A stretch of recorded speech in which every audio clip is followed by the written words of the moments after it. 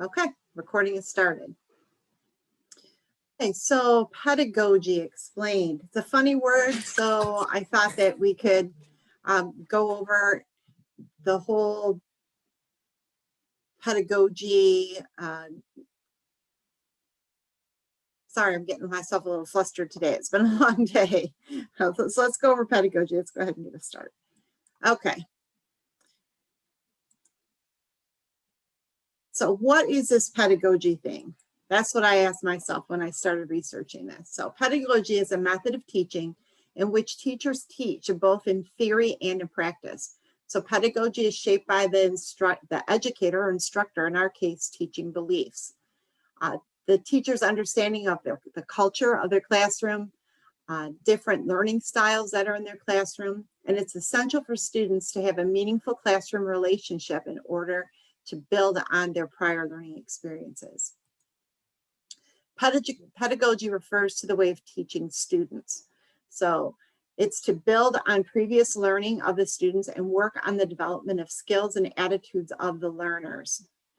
It enables students to get a thorough understanding of the subject, helping to apply it to learning in their daily lives and outside of the classroom. So where did it come from? So I did a little research, and this is what I found on the early beginnings of pedagogy.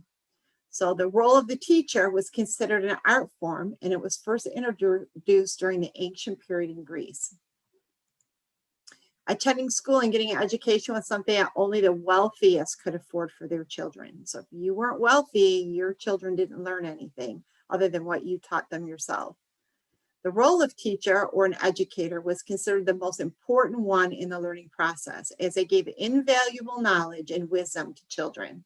Gosh, I wish that our civilization, our communities were of that same mindset today. However, educators weren't the first pedagogues. The rich individuals of the area used slaves, and I thought that was really interesting, to take their children to school. And the slaves were actually considered the experienced and the wise ones who imparted their knowledge onto the children they were taking to school. So this is how the word pedagogue was created. It is described as the leader of children. So it kind of just stuck on and transformed to the college experience, and they guide the students academically as well as morally. So as an instructor, that's what your pedagogy is. You are to guide your students academically and then be a good example for them in class. So pedagogy and instruction, how is this actually done? So how's a course relevant to the students' needs? It's really important, and I know that we've spoken about this in some of our other in-services, making sure that the students understand how important what they're learning is to what they need to do out in the workplace. Classroom interactions between you and your students create a significant impact on the student's attitude and desire to learn. Like we've talked about before, you set the tone in your class, and if you're happy to be there and you're excited about the subject you're teaching, your students are going to be excited as well. Pedagogy helps teachers to understand the best practices for their classroom setting. It helps them to know how different students learn and grasp information so they can tailor their lessons to satisfy those needs. This helps teachers understand the best ways to conduct their classroom. So this is tied in with your classroom management. And it also gives you insight on how students learn differently in different topics so they can conduct lessons to suit their needs. Please make sure that you are using your connection. Thank you.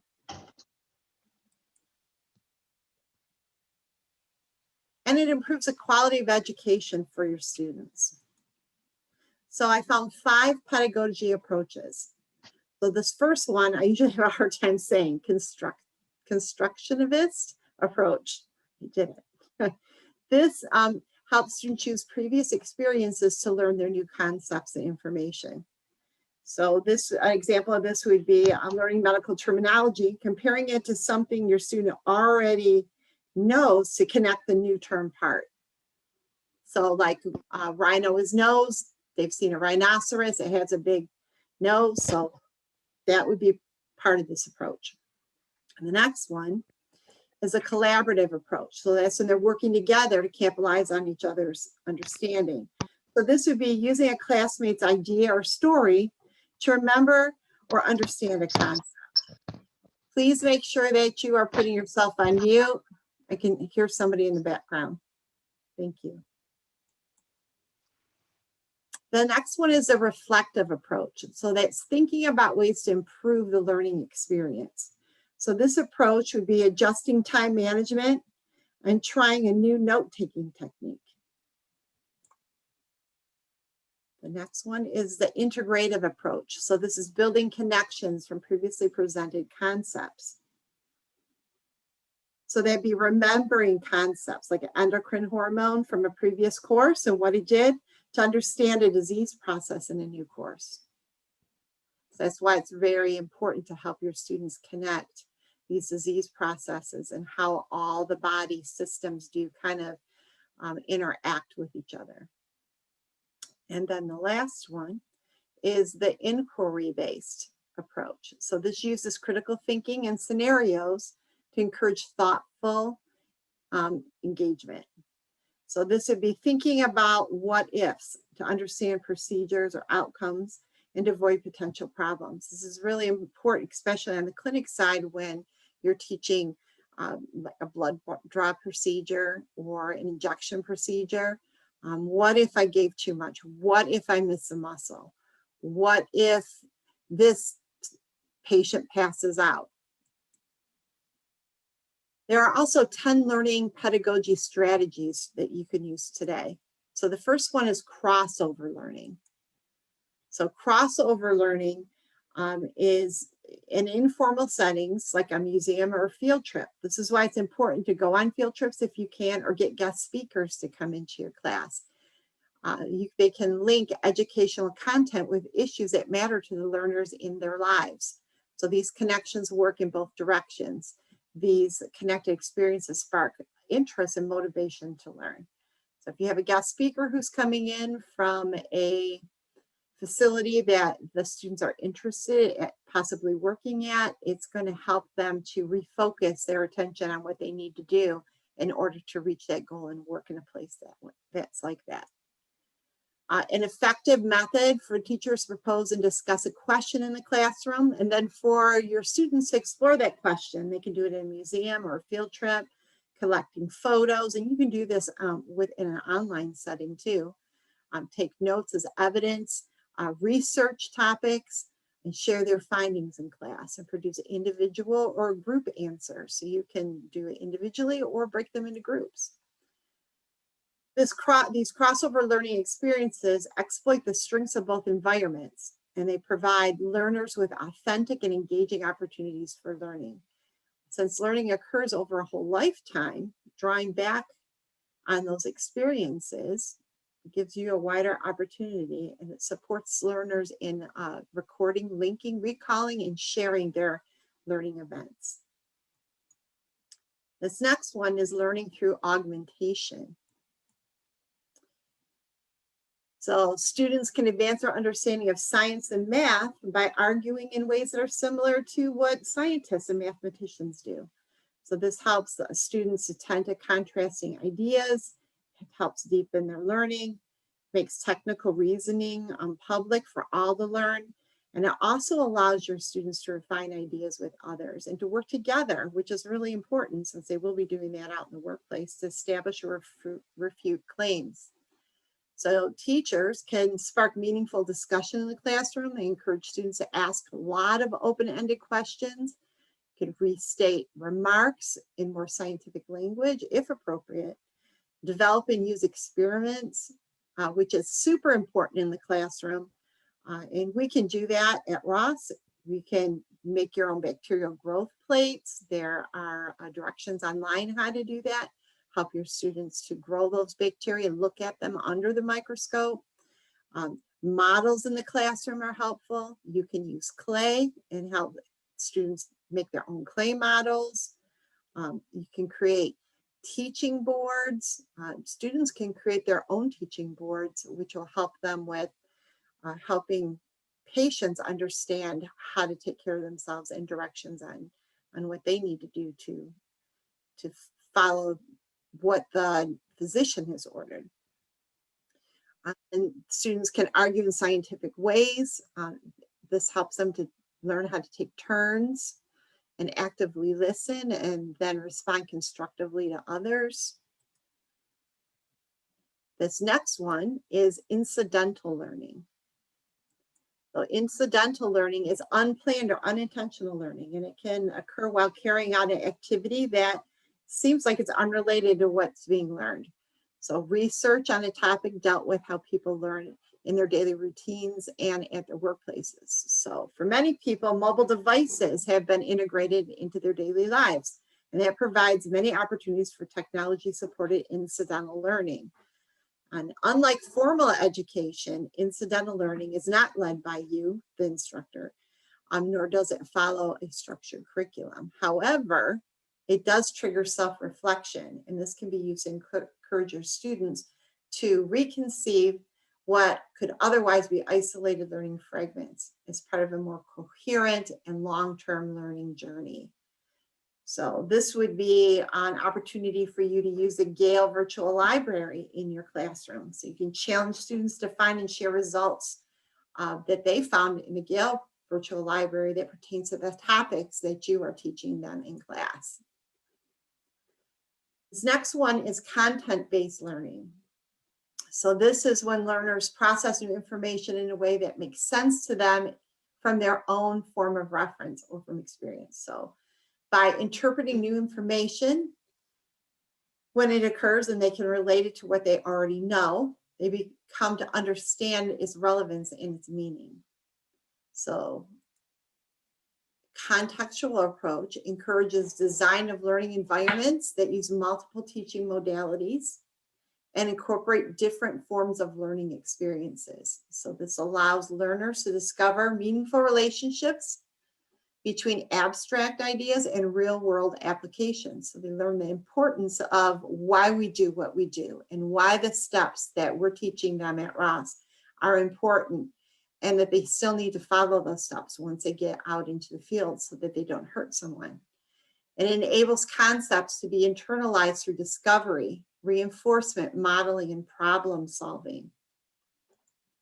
And this provides an ongoing feedback, and that promotes further learning on their part. This engages learners and motivates them to persist and keep looking and keep trying.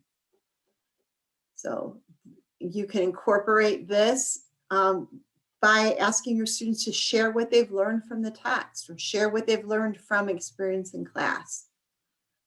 Ask them questions, ask them what they think they could have done better, ask them to think about what would happen if they missed a step. This next one is computational thinking.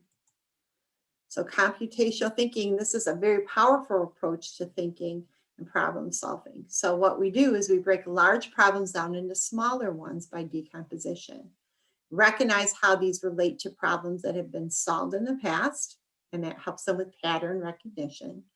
Setting aside unimportant details, which is abstraction, and identifying and developing the steps that would be necessary to reach a solution, which would be algorithms. And then we refine those steps by debugging. What can we do different to make it better? These computational thinking skills are valuable in a lot of things that they do during their work day or just their living life days. And they range from writing down a recipe to sharing a favorite dish with friends, planning a holiday vacation, deploying a scientific team to tackle a difficult challenge, like the outbreak of a disease. So how you could use computational thinking in class would be to break students down into groups. Give each group a disease process to break down, relate it to a lifestyle, describe possible ways to avoid the disease and treatment. So many of these you can incorporate together. This next one is learning by doing science. So this is engaging with authentic scientific tools and practices like laboratory experience, procedure skill practice, improve conceptual understanding, and increase motivation. So in class, this would be where you would institute some role play with your procedure practice. And all of you have experience out in the workforce, so you've run across things that have probably surprised you, or situations that might have been challenging for you. You can incorporate those into your classroom experience and help your students out. With appropriate support, and access to labs and procedure practice can deepen the understanding for teachers and students. Sometimes we learn things from our students as well. And by offering hands-on investigations, opportunities for direct observation that complement textbook learning. Next one is embodied learning. Embodied learning involves self-awareness of the body interacting with a real or simulated world to support a learning process. We're lucky enough where we can do this. The aim is that mind and body are going to work together so that physical feedback and action reinforce the learning process. So how do we tie this one in? So we can connect the technology that we're using in class to testing and patient care. So for example, EKG or ECG records heart activity. This can increase by thinking about stress, decrease with relaxation, and the recording on the EKG will show this.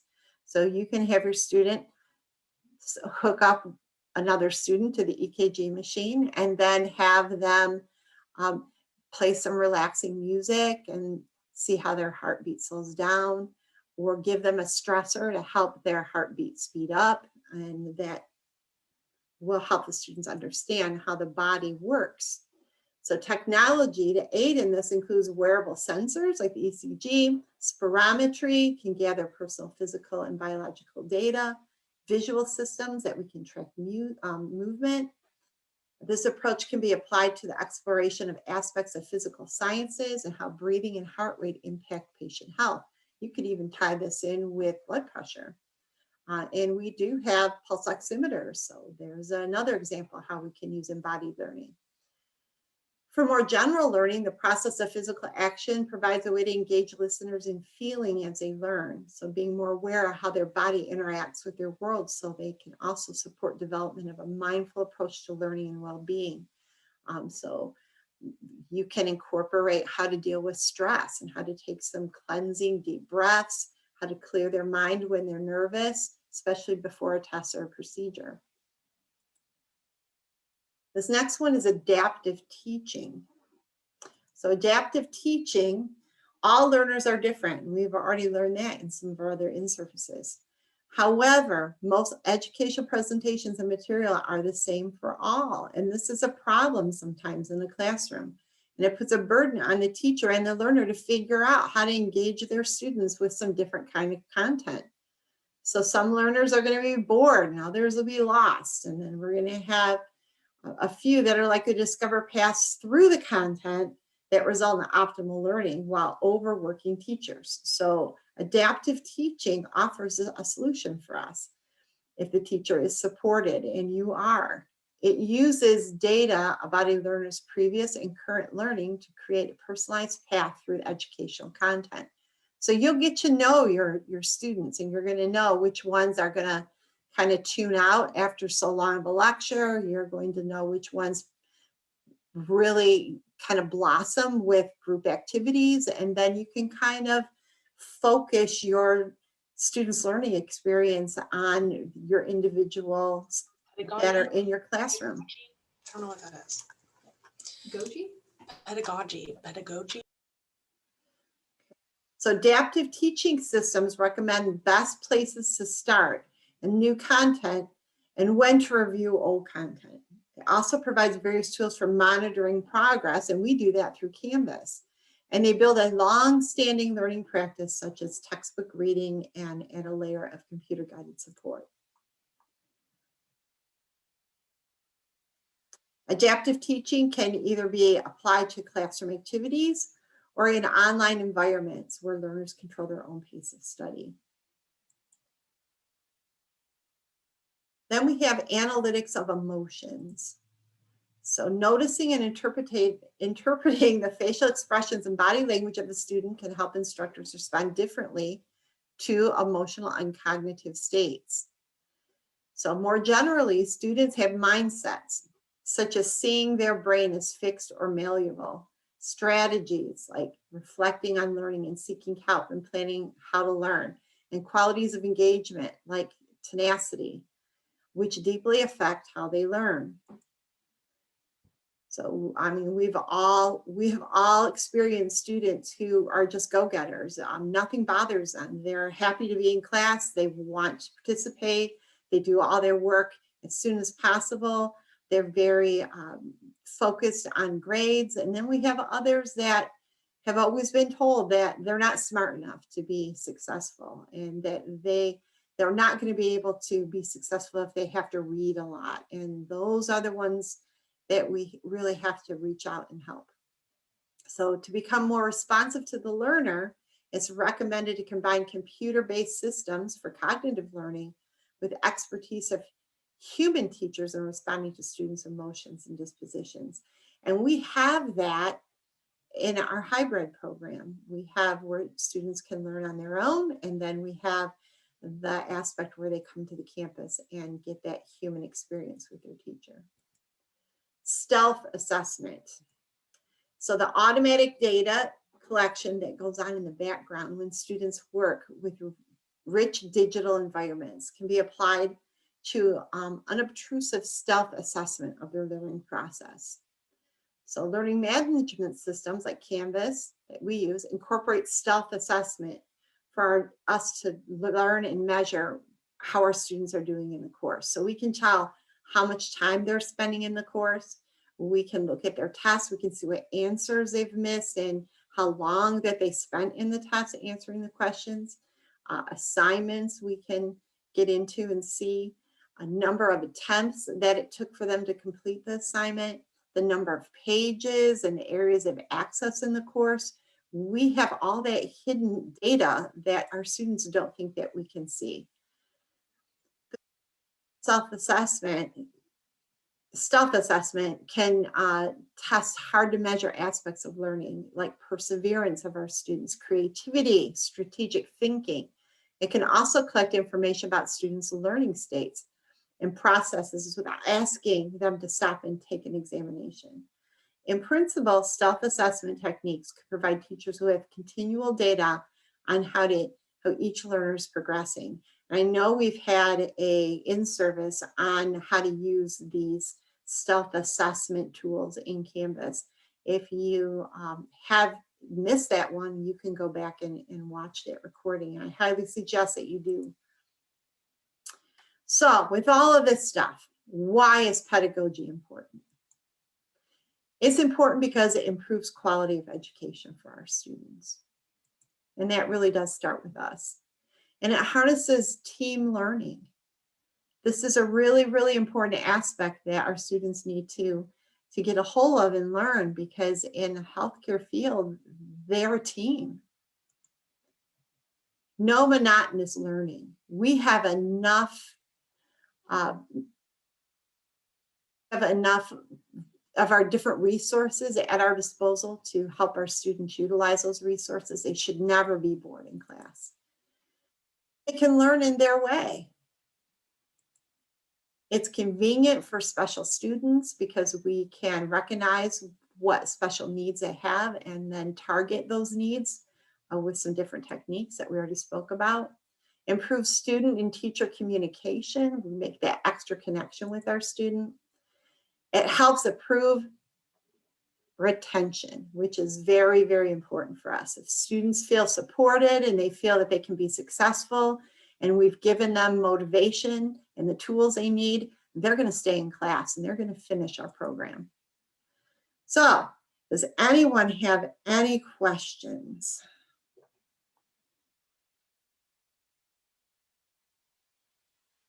You can unmute yourself for the questions if you have one.